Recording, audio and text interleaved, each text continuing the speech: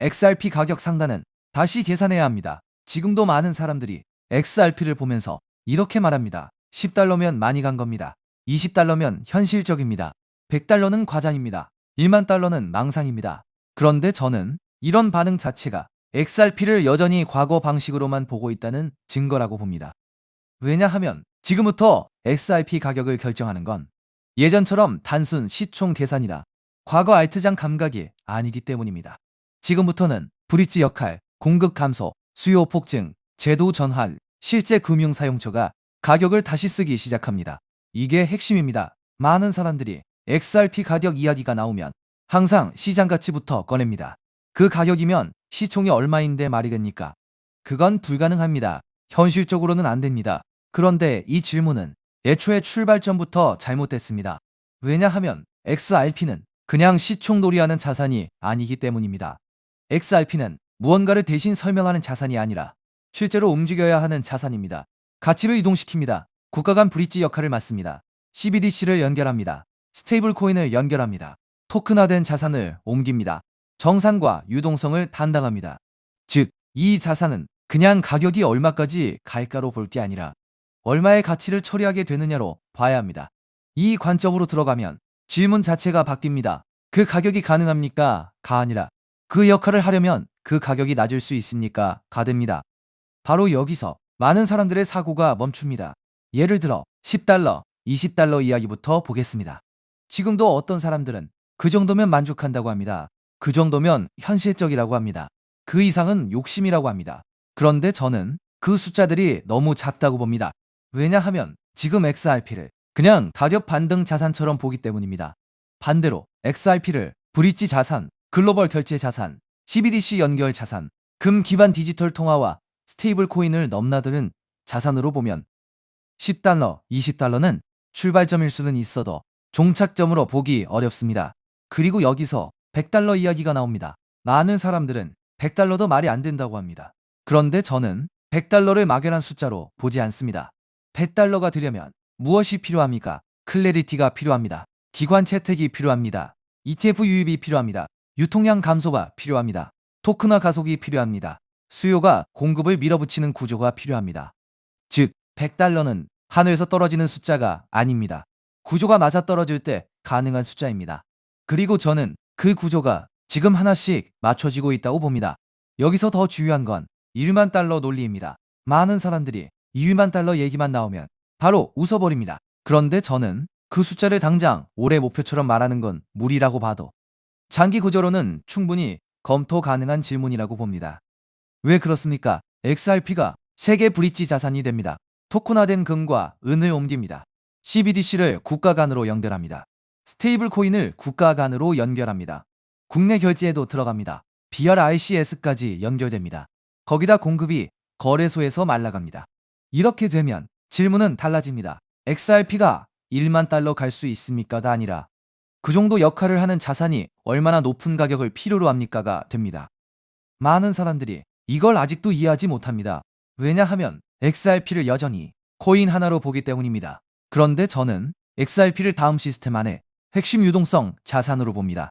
그리고 핵심 유동성 자산은 싸게 쓰는 게 효율적인 게 아닙니다. 오히려 높게 평가될수록 더 적은 단위로 더 큰 가치를 움직일 수 있습니다. 그래서 저는 XRP는 금으로 뒷받침되어야 합니다라는 말에도 동의하지 않습니다. 그럴 필요가 없습니다. XRP는 금을 담보로 삼을 필요가 없습니다. 금의 가치를 이동시키면 됩니다. 이 차이가 중요합니다. 금 기반 디지털 달러가 나오든 디지털 유로가 나오든 금 기반 스테이블 코인이 나오든 그 자산들은 결국 서로 연결되는 브릿지가 필요합니다. 그리고 바로 그 지점에서 XRP가 힘을 가집니다. 즉, XRP는 금이 아니어도 됩니다. 금의 이동을 담당하면 됩니다. 달러가 아니어도 됩니다. 달러와 다른 자산의 이동을 담당하면 됩니다. CBDC가 아니어도 됩니다. CBDC 간 이동을 담당하면 됩니다. 이 구조를 이해하면 XRP 가격 상단을 예전 방식으로 자를 수가 없습니다. 더구나 공급 문제도 있습니다. 어느 시점이 되면 거래소에 있는 XRP는 생각보다 빨리 줄어들 수 있습니다. 기관이 가져갑니다. ETF가 가져갑니다. 기업이 가져갑니다. 브릿지 용도로 잠깁니다. 유동성 구조 안으로 들어갑니다. 그럼 어떻게 됩니까? 시장에 바로 팔 수 있는 물량은 줄어듭니다. 그 상태에서 수요가 붙으면 가격은 위로 갑니다. 이건 감정이 아닙니다. 구조입니다. 많은 사람들이 아직도 XRP 가격 상단을 시총, 감정, 과거 차트로만 재단합니다. 그런데 앞으로는 그렇게 안 됩니다. 공급과 수요, 브릿지 수요, 토큰화, CBDC, 스테이블 코인, 탈달러, 디지털금, 국가 간 가치 이동, 이 모든 걸 붙여서 봐야 합니다. 그러면 10달러, 20달러는 작게 보이기 시작합니다. 100달러도 불가능한 숫자가 아니라 구조가 맞으면 충분히 도달 가능한 숫자로 보입니다. 1만 달러도 오늘 당장 목표가 아니라 장기 시스템 가격으로 검토할 수 있는 질문이 됩니다. 그래서 저는 XRP 가격 상단을 이제 다시 계산해야 한다고 봅니다. 예전 시장이 아닙니다. 예전 구조가 아닙니다. 예전 기준으로는 이 자산을 설명할 수 없습니다. 그리고 그걸 먼저 이해하는 사람이 앞으로 오는 재평가 구간을 제대로 가져가게 됩니다. 이러한 상황 속에서 최근 시장에서 ISO 관련 알트코인들이 다시 강하게 움직이고 있습니다. 이미 일부 종목들은 저점 대비 몇 배씩 상승하면서 새로운 메타로 주목받고 있는데요.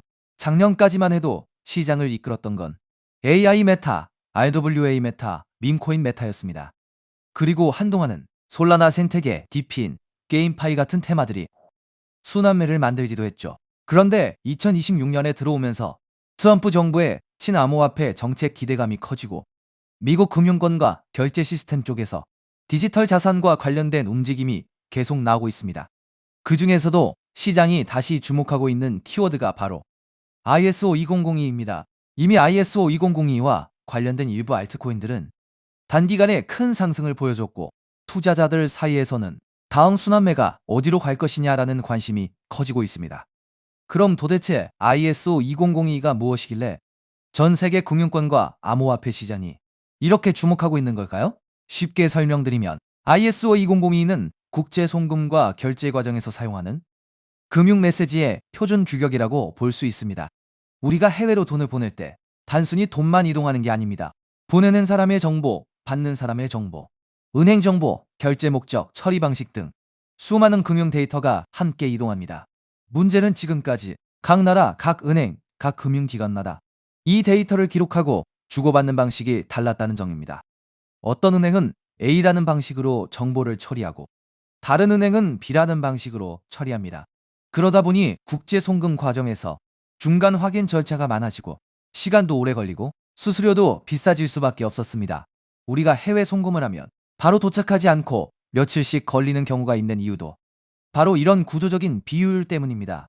그런데 ISO 2002가 자리 잡게 되면 전 세계 금융기관들이 공통된 금융 메시지 표준을 사용하게 됩니다. 쉽게 말해서 각자 다른 언어로 대화하던 은행들이 이제 하나의 공통 언어를 쓰게 되는 겁니다. 미국은행, 일본은행, 유럽은행, 한국은행이 서로 다른 시스템을 억지로 맞추는 게 아니라 같은 표준을 기반으로 데이터를 주고받게 되는 것이죠. 이렇게 되면 국제 결제와 송금은 훨씬 더 빠르고 정확하고 저렴해질 가능성이 커집니다. 바로 이 지점에서 블록체인과 암호화폐 프로젝트들이 주목을 받는 겁니다. 특히 리플 같은 프로젝트는 애초부터 국제 송금과 결제 시장을 겨냥해 만들어졌기 때문에 ISO 2002 흐름과 함께 자주 언급되고 있습니다. 실제로 여러 나라의 중앙은행과 대형 금융기관들은 이미 ISO 2002 전환을 진행하고 있거나 관련 시스템을 도입하고 있습니다. 한국금융권 역시 이 흐름에서 예외가 아닙니다. 결국 과거 국제송금 시장의 중심이 스위프트 같은 기존 시스템이었다면 앞으로는 ISO 2002를 기반으로 한 새로운 결제 표준이 점점 더 중요해질 수 있다는 겁니다. 그렇다면 이런 흐름에서 가장 먼저 떠올릴 수 있는 코인은 무엇일까요? 첫 번째는 당연히 리플, XRP입니다. ISO 관련 코인 이야기를 할 때 XRP를 빼놓고 말하기는 어렵습니다.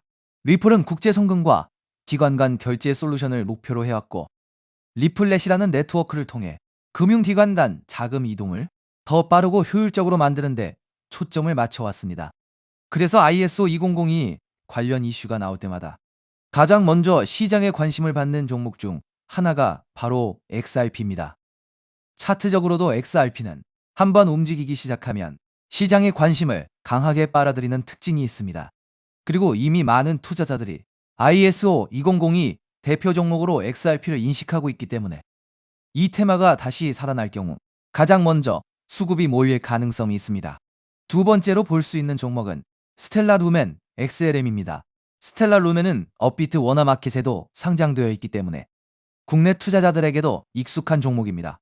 스텔라는 리플과 뿌리가 닿아 있는 프로젝트로도 잘 알려져 있습니다. 스텔라의 창립자인 제드 맥케일럽은 리플 공동 창립자 출신이기도 하죠.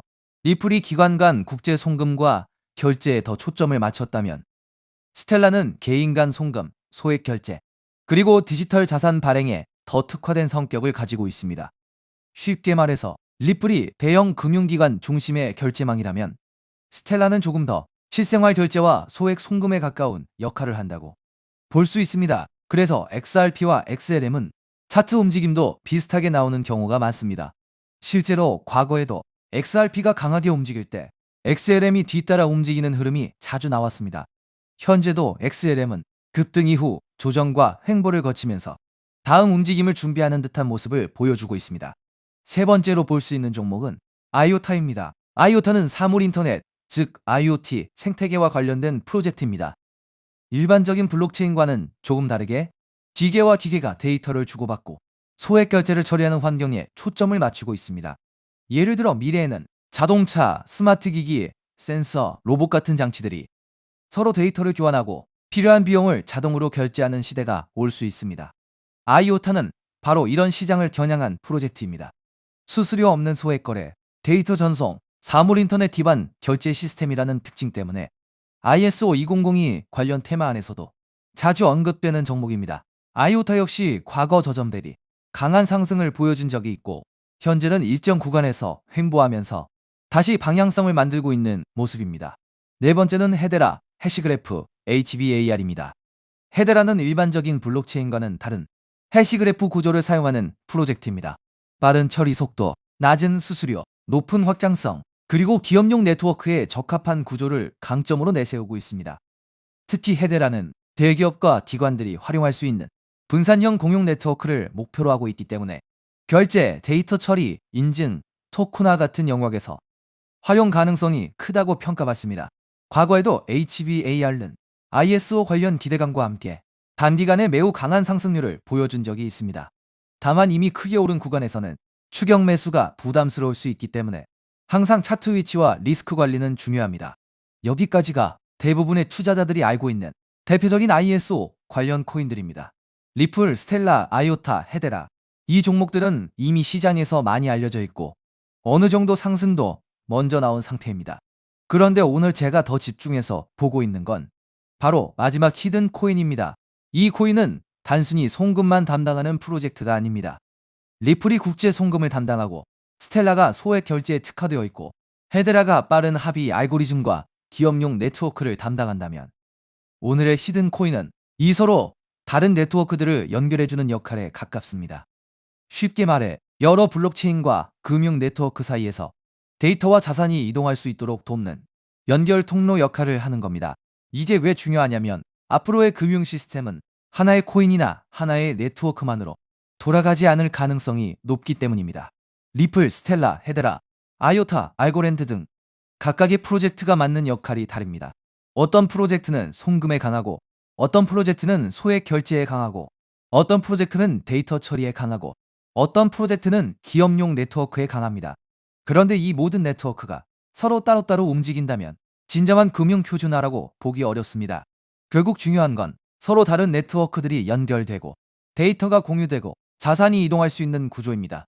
오늘의 히든 코인은 바로 이 연결성, 즉 크로스체인과 상호 운용성 측면에서 중요한 역할을 할 가능성이 있는 종목입니다. 비유하자면 달러, 유로, 엔화, 원화가 각각 따로 존재할 때 이들을 바꿔주는 환전소가 필요하듯이 블록체인 시장에서도 각기 다른 네트워크를 연결해주는 중간다리 역할이 필요합니다. ISO 2002가 전 세계 금융 메시지의 공통 언어라면 오늘의 히든 코인은 그 언어를 기반으로 여러 네트워크가 서로 소통할 수 있도록 돕는 중요한 연결 지점이 될 수 있다는 겁니다. 제가 이 종목을 더 흥미롭게 보는 이유는 이미 많이 오른 ISO 관련 종목들과 비교했을 때 상승률이 상대적으로 낮다는 점입니다. 리플, 스텔라, 헤데라, 아이오타 같은 종목들은 이미 한 차례 강한 상승을 보여줬습니다. 일부 종목은 저점 대비 몇 배씩 올랐고 이미 시장에서 많은 관심을 받았습니다.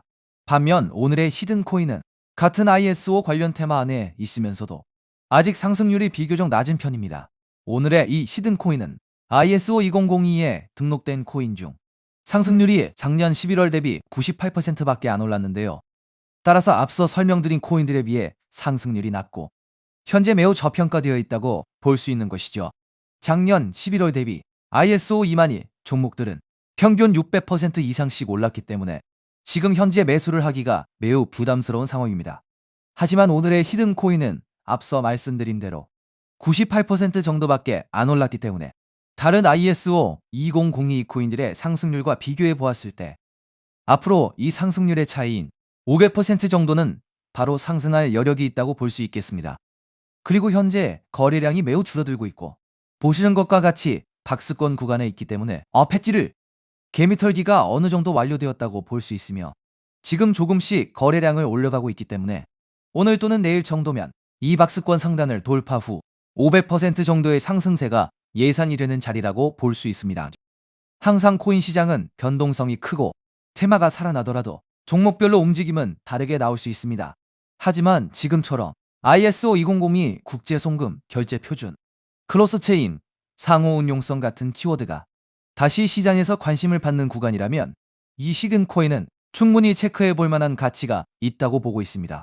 특히 차트상으로도 거래량이 한동안 줄어들면서 박스권 안에서 에너지를 모으는 모습이 보이고 있고 이후 거래량이 다시 붙으면서 상단을 돌파하는 흐름이 나온다면 시장 관심이 빠르게 몰릴 가능성도 있습니다.